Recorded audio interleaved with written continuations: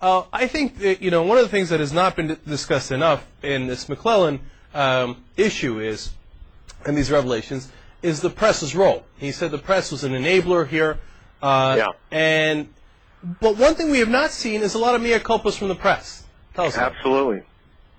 Absolutely. No, I mean, that's what I was inspired to write that because McClellan, I mean, of all people, Scott McClellan, the human punching bag, a zealous Bush advocate, as you can see now, because this sense of betrayal by his former colleagues in the White House who can hardly believe what he came out and wrote. But, he himself has come out and said, you know what, this was a bad idea, this Iraq War. It was a misconceived strategy. And yet you have these very prominent gentlemen and sometimes ladies of the press who have not been able to make an equivalent mea culpa. And I point out that I think in my case or in my article, and I think example number one has got to be Thomas Friedman of the New York Times, who embraced what he called a war of choice. Which, in my view, is just a euphemism for a war crime, and, he's never been held accountable for it. He continues to go from success to success and bestseller to bestseller, and I find that somewhat astonishing. I mean, it's quite clear, it should be by now, that he had no idea what he was talking about. So it's just, it's a little bit ironic to have Scott McClellan having made that journey, to recognizing his errors, and yet we can't get these very prominent pundits. And as I say, this is not just a matter of, correcting the historical record. It's also a question of getting the debate in the country right. I mean, if a few more of these very prominent pundits had stepped up and said, you know what, we all got the war on terror wrong, people might be a little bit more clear in their own minds now why they think the Iraq War was a bad idea. I mean, polls show that they do, but a lot of people still aren't sure why.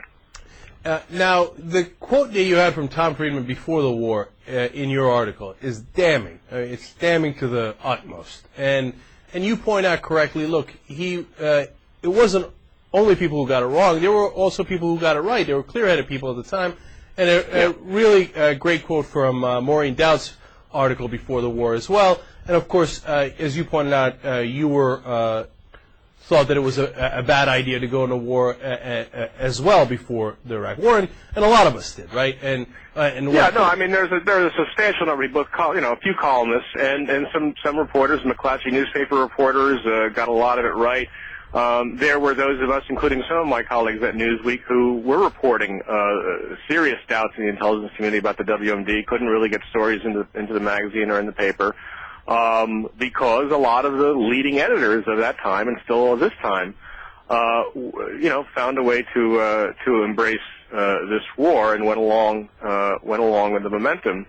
And Maureen Dowd was clearly right about this. I mean, she's got very little credit for it, but she was. See, Michael, that's what I want to focus on, though. What you just said there towards the end. A lot of the editors at that time, and even to this day, those are two separate things. Let's address at that time first. Did not want to carry those stories, and if they did carry those stories, they didn't want to put them at the front of the paper or the front of the magazine or headlining the news on television.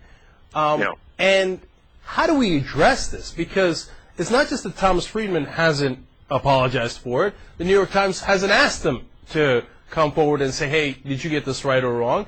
It hasn't just been that the editors got it wrong or the executive producers of these news programs and these news channels got it wrong, but no one has asked them to come forward and say, hey, you know what? We blew it here, and we shouldn't have done it. And it isn't just an academic exercise. It's so that we could have some degree of confidence that they won't get it wrong again. How do we address that? Well, I'm not sure how. I mean, one of the problems is that a majority of them, of the truly prominent members of the punditocracy, if you will, and the top editors, were for the war. I mean, the editor of the New York Times, Bill Keller, just before he became editor, wrote an article in Times Magazine called the I Can't Believe I'm a Hawk Club, in which he grouped himself with other so-called liberal interventionists who were trying to fit in their support for the Iraq War with their support for the actions against Bosnia, Slobodan Milosevic in the 90s. And, they went about this as an intellectual exercise, all without realizing that the Iraq War essentially had absolutely nothing to do with the challenge of 9/11, which was the preeminent challenge before us, which is always what's gotten me upset, because, whenever I've taken this position, I've often been accused of being a liberal, or, a weenie, whatever, when actually I'm a hawk. I mean, I've always been a hawk, and as a hawk, I wanted vengeance for 9/11, and I wanted justice, which meant getting bin Laden and getting Zawahiri and making sure that they were all very dead. That was the objective. That was the only objective we could have after 9/11. And somehow, all of these supporters of the Iraq War have, deftly avoided the fact that bin Laden and Zawahiri and too many of the lieutenants are still out there, thriving. So, that's the argument that I make, and I don't know. I think the problem is, again, you've got, Keller, you've got leading editors of the Washington Post, Jim Hoagland, columnist there, Fred Hyatt, the editorial page editor, David Remnick of the New Yorker. A lot of the truly preeminent editors of our time were among those who supported the war. So it stands to reason you're not going to be hearing cries from them for each other to step forward. See, that's the thing, Michael. I wrote an article, I don't know, it must have been maybe 2 years ago, called Fire the Editors.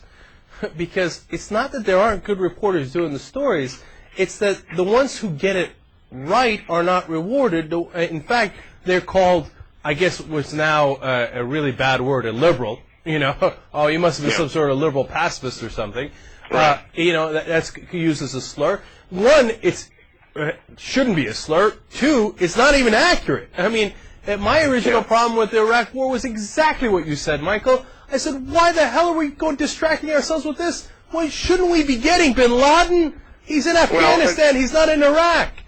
And it was more, it was actually more complex than that. And that's where, the mistake of these top editors, those who purport to be experts on foreign policy, is really, in my view, unforgivable, particularly since they haven't come forward, to admit it. I mean, look, the fact is, what people forget is Al-Qaeda was always a creature of the anti-Soviet jihad in the mountains of Afghanistan in the 80s and 90s.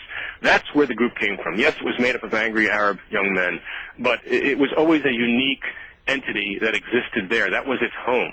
And people don't acknowledge this, but there was not a single intelligence or academic study ever cited by this administration making the argument that indeed the source of terrorism was a lack of democracy or freedoms in the Arab world. That study doesn't exist. I can tell you that because I've reported it out. So this was a completely fallacious link that was being made between the war in Iraq and the challenge of Al-Qaeda. In addition to that, everyone who studied that region, I'm talking about Afghanistan and Pakistan, knew just how difficult it was going to be to fix that country, to make sure that this could no longer be a host country, as we now see with the difficulties that are occurring with NATO.